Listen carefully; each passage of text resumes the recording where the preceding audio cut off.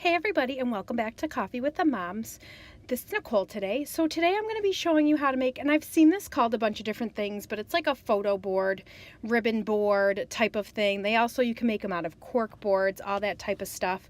But I had seen this fabric in Joann's every time I go in, and you know I love Harry Potter, and I was like, I need to figure out what I can do to incorporate this in my home because I loved it. The gold, the black, it's so pretty, to me at least, but you can use any fabric you want.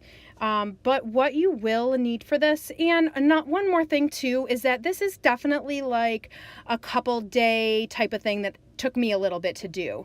So you will need a staple gun. You'll need some extra staples for the staple gun. I got some ribbon, which I got for like $2. And then, of course, the fabric. I bought way too much. I bought 2 yards. So you definitely don't need that much. Depends on the size of what you're doing. I had a ruler. I took a big picture frame because you all know that I love reusing things. So I took a picture frame. I clearly took the picture and the glass out of it. And I left that like backing, that cardboard backing. You'll need batting. And now for me, I used like some painter nails, which I'll show you later. You'll need like a hammer.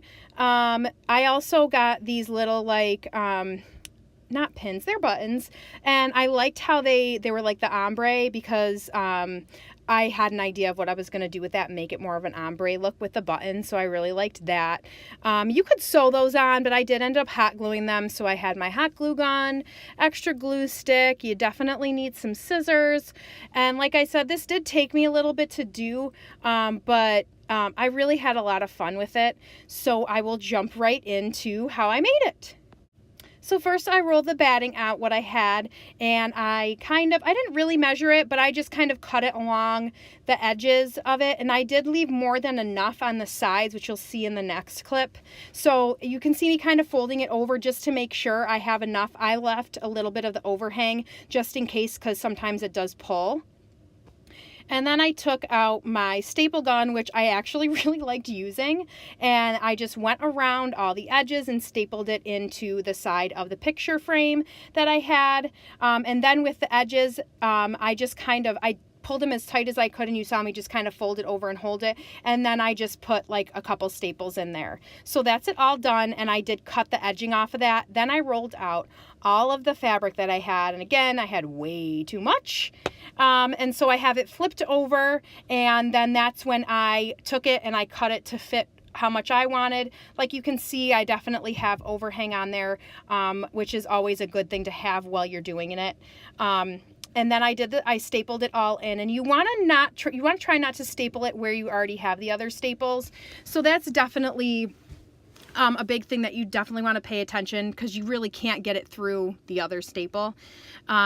So then you see I have the staples along one edge, and I stapled all the edges first before I went into stapling the corners. So I kind of folded the corners almost like I would wrap a gift. Each corner I kind of wrapped differently. So like this one I kind of like folded in and then folded right over, and it was hard for me because I was trying to film and do that. So because you want to get it nice and tight without extra fabric. So this side, like I said, I did them all differently. I folded that in and just folded it right over nice and tight.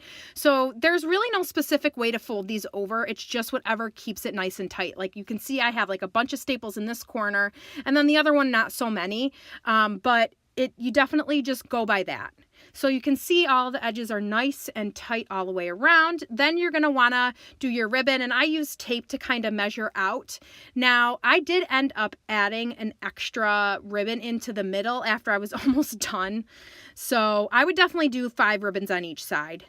That's just me. And I just kind of went back and forth between each side to make sure that they were even and everything. It is very hard to make it completely even. I will not lie to you. So first I did was I measured them all and I put them in there, and then I stapled them onto the back. And then, like I said, see, I only did 4 on each side. I did 4 on one side and then 5 on the other, and I had to go back through and do it again. So as you can see, that's it done without the 5th one in there. And they aren't even, no, but I didn't mind that. So as you can see, that's them stapled in. You want to pull them nice and tight when you get the staples on, and then you just want to cut off the excess ribbon. Then I pulled out all of my different colored buttons, and I actually set those on top of the ribbon first. As you can see, again, I don't have my 5th ribbon in there.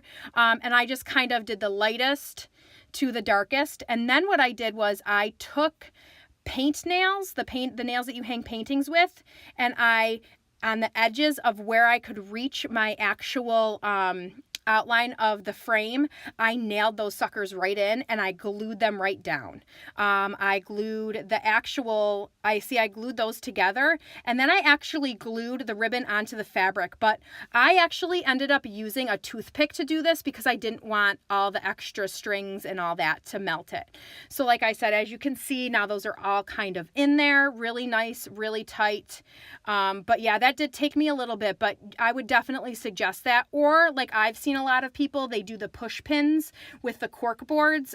I didn't have a cork board, and I'm the type of person that totally likes to like reuse what I already have as opposed to spending money. And I definitely wanted to make this as cheap as possible. And then you see how I glued that. I hot glued it onto the fabric, and I glued those pieces together. And that just kind of made that a little bit tighter. And like I said, I used just a toothpick. I ended up using a bunch of different toothpicks. And then, so this is all of it. And as I said, I wanted to show you guys that I did end up adding the extra ribbon in there. And so that is all I did. I mean, it did, like I said, it took a little bit. It's definitely like a week to a weekend type of project. But as you can see, I love it. I love Harry Potter. But again, use whatever fabric you like. If you have extra fabric, and it doesn't need to be big. You can make it big or you can make it small. I love doing these little types of projects. This is going in my son's room where he has a big wall, and I haven't put anything up yet. And I just hung this little Harry Potter type of, just Harry Potter with a broom on it. But like I said, I hope you like these videos. I love doing these little type of arts and crafts for you guys, the DIYs. So I hope you enjoy the rest of your day. Don't forget to like and subscribe to our channel. Me and Lisa have so much fun making these videos. And also, before I was filming this video, we actually have 100 subscribers, and that is not a lot, but like we love all of you guys. And like when I saw that we reached 100, I had to like text Lisa, and we were both like freaking out. We were like, oh my God, this is so exciting. So thank you all that watch our videos. Like I said, we have tons of fun. I hope you enjoy these videos. We love making them. Like I said, I can't say that enough. Hope you guys have a great day and enjoy. All right, don't forget to like and subscribe. Bye.